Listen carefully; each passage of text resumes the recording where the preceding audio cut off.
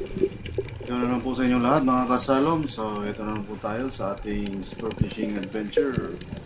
So ngayon dito muna tayo sa ating dating spot dito sa mababaw. Subukan natin sapagkat sa ngayon ay kakagaling lang ng ating sipon.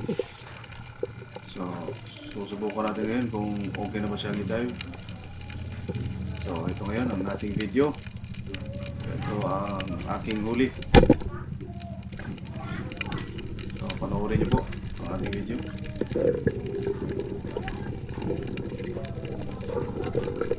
So sa ngayon medyo malabo talaga ang spot natin. Wala gaanong nagpapakitang isda. So ayan. Pero kahit paano meron pa rin tayo nahuli. Unang nahuli nga pala natin is yung kitang, tawag sa aming lugar is kilo-kilo. Pangalawa naman yung panak. Pero ang needlefish,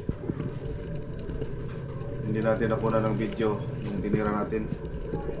Kasi immediate yung pagdating niya sa harapan ko, kaya hindi ko na naisipan i-on yung camera.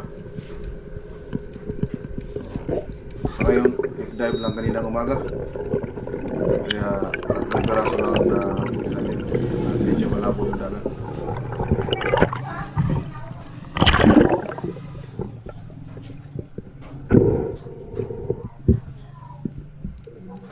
At maraming pong salamat sa inyong pagsuporta. Kung nagustuhan nyo ang ating video, i-follow na lang po. Maraming pong salamat.